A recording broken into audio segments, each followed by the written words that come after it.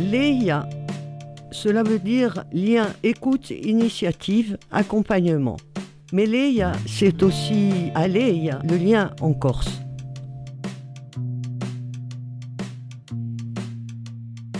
C'est une association chargée d'une mission de service public dans le cadre de l'aide sociale à l'enfance, qui est une compétence de la collectivité de Corse. Son siège se situe à Bastia, mais son action est départementale. Le Grand Bastia, la plaine orientale jusqu'à Cerviogne et la Balagne. Ces administrateurs sont issus d'horizons différents, mais tous ont un lien avec le social, ou l'éducatif, l'insertionnel, voire le médico-social. Sa mission, c'est la prévention spécialisée, en direction des jeunes de 15 à 25 ans qui présentent des problématiques diverses dans leur environnement. Familial, social, scolaire. Cela entraîne des difficultés d'insertion sociale, professionnelle pour les plus âgés, mais souvent des conséquences psychologiques pour la plupart de ces jeunes. Aucun jeune ne fait l'objet d'une mesure administrative. Nous sommes dans la libre adhésion. La structure compte 16 emplois, dont 2 à temps partiel. Le travail des personnels se décline sur 3 axes importants. La présence sociale, le suivi individuel et les actions collectives.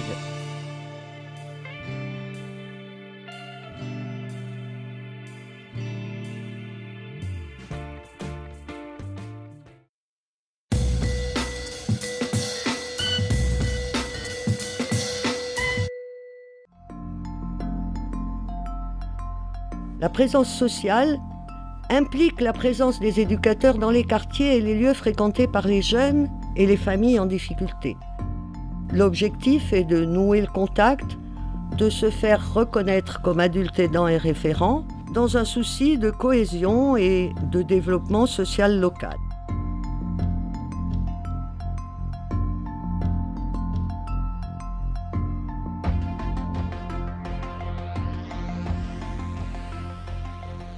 La présence sociale, c'est vraiment un lieu fixe, avec un temps et des horaires fixes. Pour exemple, tous les mardis, dans l'après-midi, on est au Square Mandela.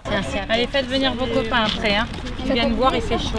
Nous, comme on n'a pas au niveau du club de prévention Léia de local, on a dû un peu innover, inventer. Du coup, on a créé au niveau de l'association le Cité Café. C'est-à-dire qu'on va dans des endroits spécifiques, avec une table de camping verte et on échange, on prend une collation avec les habitants, on échange autour d'un goûter, on discute. Nous aujourd'hui on va faire de la pâte à tartiner maison. On va faire de la pâte à tartiner au spéculoos, des petits gâteaux comme ça qui sentent la cannelle. Et on va faire de la pâte à tartiner au canistril. D'accord? Qu'est-ce qu'on va faire déjà avec les spéculoos? On va les écraser, pour faire des petites. On va les écraser, exactement. Ceux qui veulent le faire, vous me dites, on lave les mains. Allez. T'as combien? Une éducatrice cuisinière, c'est pas mal, hein. Il en faut une dans l'équipe.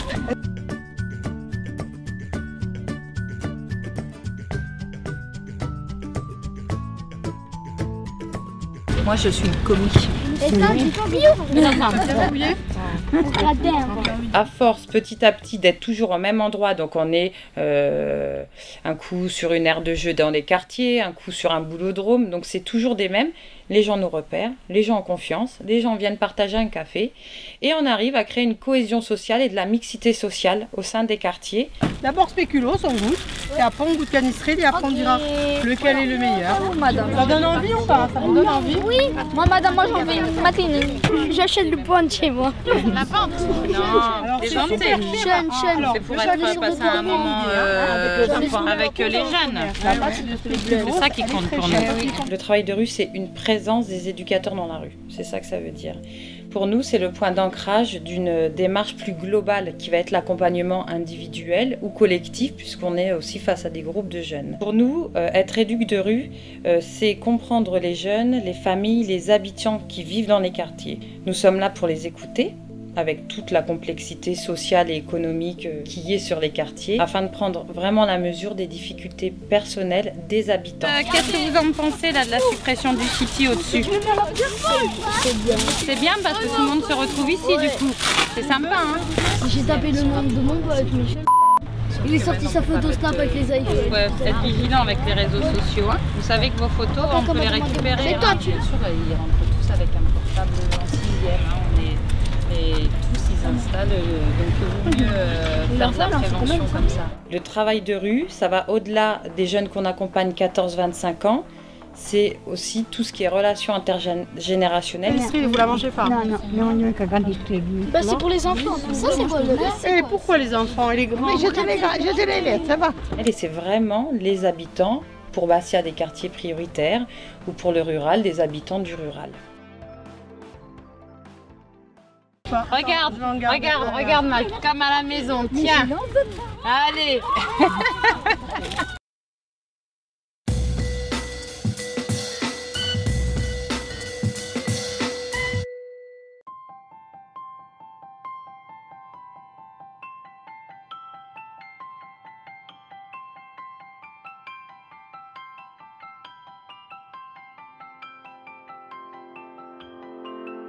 Le suivi individuel consiste à accompagner le jeune en fonction de ses problèmes de relation à son environnement.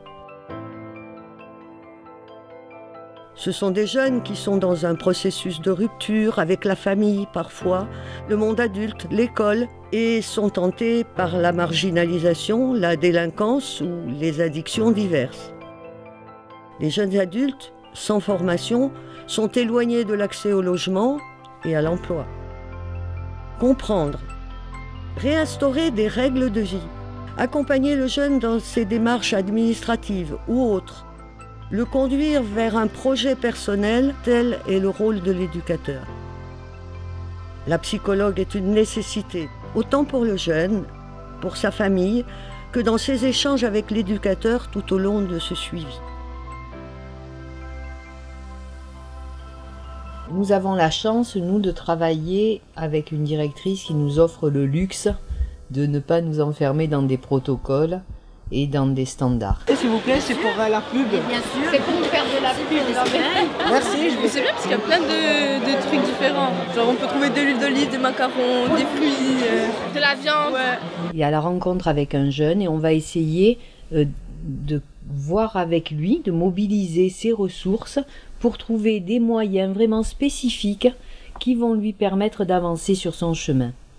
Donc on est vraiment sur du 1 par 1. En général, il est reçu par un éducateur, soit c'est une orientation d'un partenaire, soit ça peut être une démarche de la famille, soit on a une démarche du jeune. La plupart des gens, c'est par rapport à des gens qui les connaissent déjà, par rapport aux parents. Par rapport à une amie qui m'a dit qu'il y avait des personnes qui pouvaient nous aider pour avoir du travail, tout ça. Donc c'est une aide qu'on peut avoir jusqu'à 25 ans.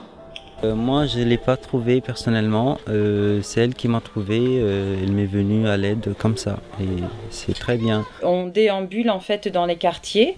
Donc on va vers, quand on sent que les jeunes sont assez ouverts, on va vers les groupes de jeunes discuter.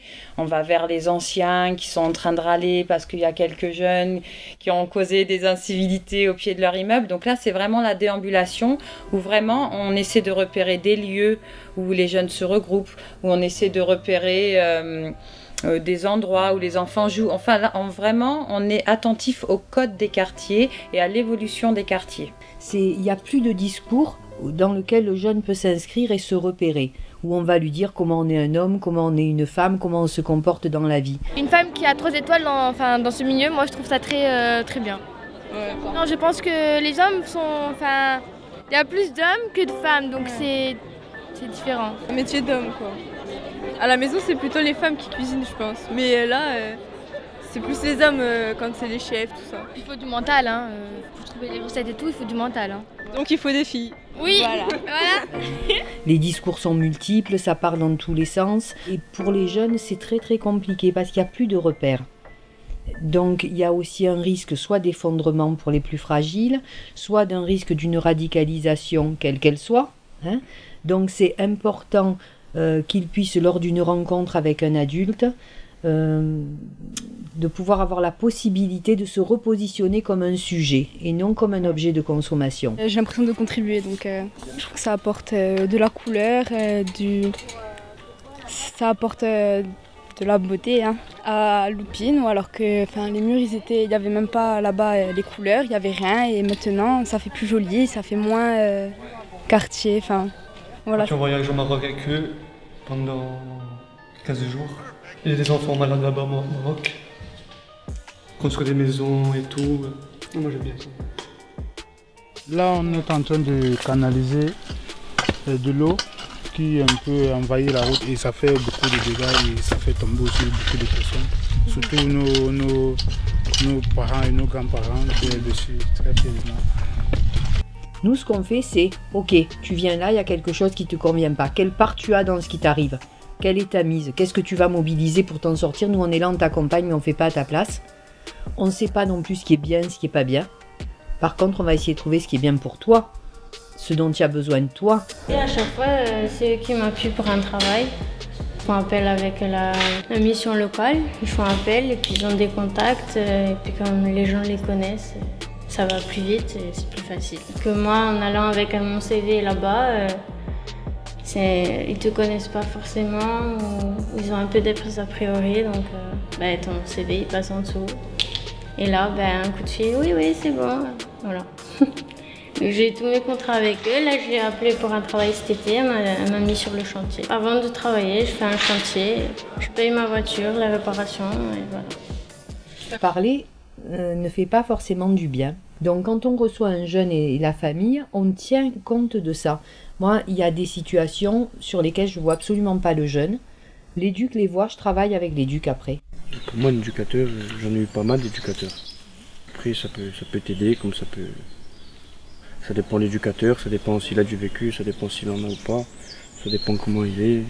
Moi, c'est mon premier chantier. C'est un adulte qui nous aide si on a des projets et qui nous soutient. C'est quelqu'un qui aime son métier et il transmet sa passion à tout le monde et c'est bien sympathique. Moi, j'ai passé 3 super jours.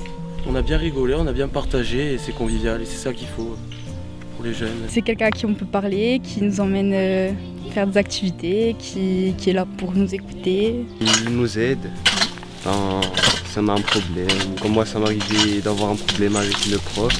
Et du coup, il y a eu Chabi, l'éducateur, m'a aidé à résoudre le problème avec la prof. En fait, il nous aide à, par exemple, si on veut déposer des papiers, quelque chose comme ça, à l'école, si on veut avoir des bourses et tout ça, il nous aide. Parfois, on ne sait pas le faire seul. Surtout certains jeunes qui sont en difficulté et tout ça. Juste à leur dire qu'ils continuent dans la même lancée, à donner coup de main aux jeunes qui ont vraiment besoin de faire quelque chose. Par exemple, moi, mon éduc, elle m'a aidé à trouver un logement. C'est vraiment très utile, quoi. Franchement, ils nous aident beaucoup. Quand ils viennent nous rencontrer, c'est tu veux quoi? Tu choisis quoi? Ils sont perdus. Voilà. Et ils savent pas répondre. Ils savent pas répondre. Ils savent pas répondre parce que quel est leur désir? Ils savent pas quel choix, qu'est-ce qu'ils veulent. Ils savent pas. Ils sont habitués à subir le truc. Et nous, on leur dit allez, tu peux créer. Qu'est-ce que tu veux créer pour ta vie? Vers quoi tu veux aller? Tout est possible. Qu'est-ce que tu veux faire? Et vraiment, on fait attention depuis surtout 2-3 ans à vraiment ne pas céder sur cette capacité de rêver et de créativité. Pour pas qu'ils subissent, parce qu'une vie humaine, elle n'est pas à subir. Alors, pendant que j'ai le stylo, Marc, je le connaissais, en 2007, j'ai tourné une émission avec lui, il avait cette tête-là.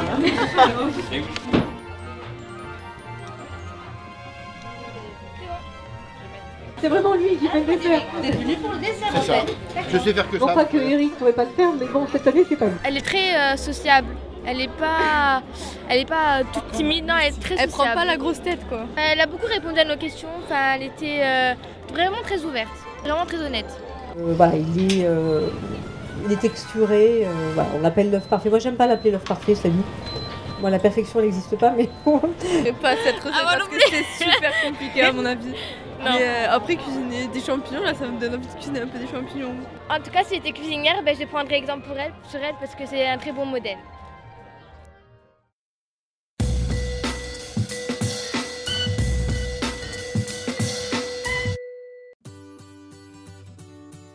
Les actions collectives.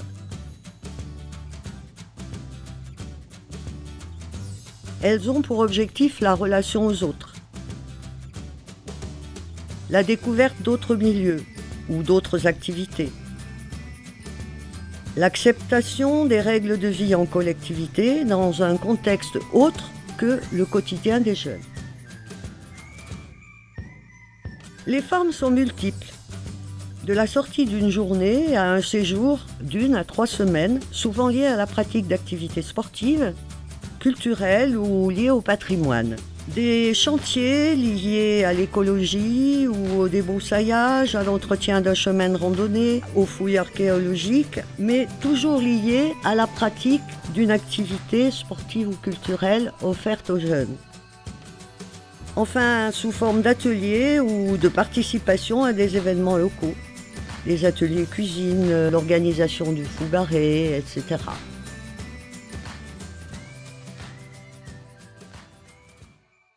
En fait, les chantiers bourses qui permettent aux jeunes qui participent d'avoir un petit peu d'argent, donc en fonction du nombre d'heures pendant lesquelles ils travaillent, ce qui leur permet d'accéder par exemple pour une partie d'entre eux au permis moto, enfin mobilette, etc.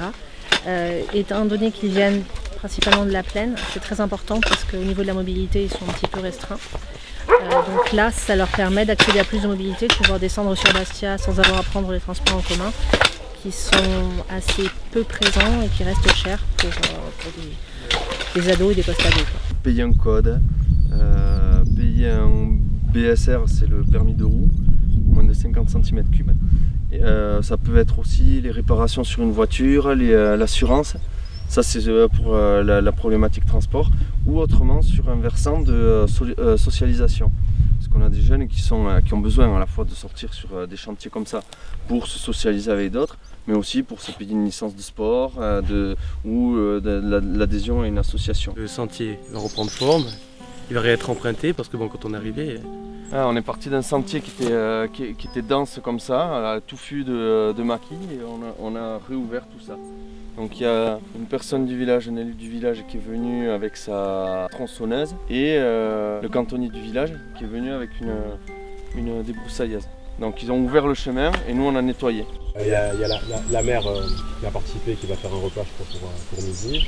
Il y a l'association des chasseurs aussi qui a participé. Il y a l'agent technique de la mairie. C'est aussi le but, qu'il y ait des adultes avec les plus jeunes. Les jeunes ils ont bien carburé et du coup là on est plus tranquille. C'est vrai que sur les 2 premiers jours ils ont bien carburé. Et, bon, après le maquis, il y a de quoi faire. Il y a ce sentier, il y en a plein d'autres aux alentours. Voilà. Donc là c'est pour que les habitants puissent aller jusqu'à une petite chapelle qui est là-bas au fond. Ils font un travail encadré, ça les valorise aussi au niveau de, déjà avec le regard des villageois qui se disent punaise, ils ont bien bossé parce qu'ils vont venir. Hein. C'est sûr, déjà hier soir quand on partait, il y en avait déjà 2 qui venaient voir le sentier. Quoi. Elle a l'air toute légère dans ses bras. Oui mais non. Et attends, regarde, on va bouger celle-là, alors on va la mettre plus vers là. Je suis habitué aux travaux un peu compliqués, donc pour moi je trouve ça un peu pas trop dur quoi. Mais... Tu pousses avec moi? On le laisse là, ça est mieux ici. Tu crois? Oui, ça coince bien. Tu vois, il coince bien. Ok. On va aider le village à mieux, comme ça les gens puissent passer tranquillement et pour qu'ils puissent aller voir la fontaine. C'est vrai que ça l'a asséché complet, bien joué les gars. Ça fait partie un peu de moi parce que j'aime bien entretenir la nature et c'est d'abord ça me fait plaisir du fait que d'abord je puisse participer aussi au chantier parce que j'avais vraiment aimé être à ce chantier. Et après on va enlever les ronces là parce que si jamais quelqu'un tombe, il se ramasse pas ça, donc après je pense qu'on va revenir après avec le râteau tout ça et on va le mettre un peu plus bas sur le côté. C'est une bonne rencontre humaine avec les autres, c'est très intéressant. Puis bon, pour les jeunes de Mauriagne ou d'ailleurs, ça fait bouger un peu pendant les vacances.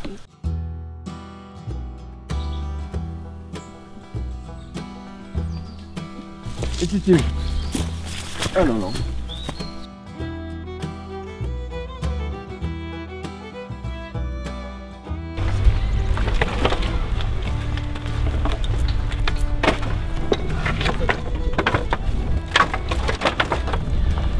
Tu as gagné 1 mètre.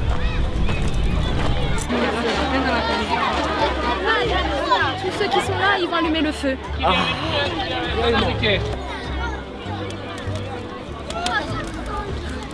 Ne pas peur. Non, ça me stresse. Non, t'es stressé pas. Ça me stresse un peu. Ils sont en train de partir là. Regardez.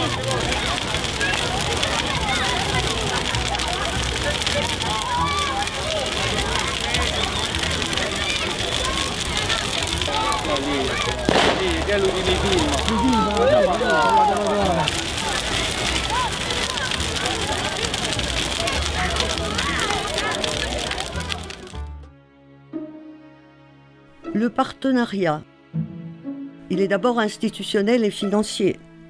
La collectivité de Corse est notre principal financeur. Les communes qui nous aident par la mise à disposition de locaux dans le rural ou par des financements à travers la politique de la ville à Bastia. Enfin, l'État dans le cadre de la prévention de la délinquance.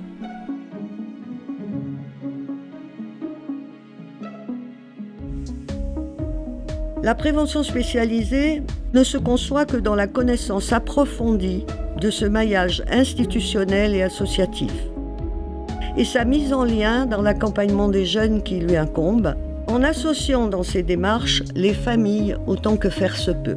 Elle doit permettre l'accès aux droits, rappeler les règles de vie et être un facteur de cohésion sociale, créer des liens avec et entre les individus. Être à leur écoute, les accompagner dans leurs évolutions et les réseaux multiples qui les permettent est la tâche complexe qui lui incombe.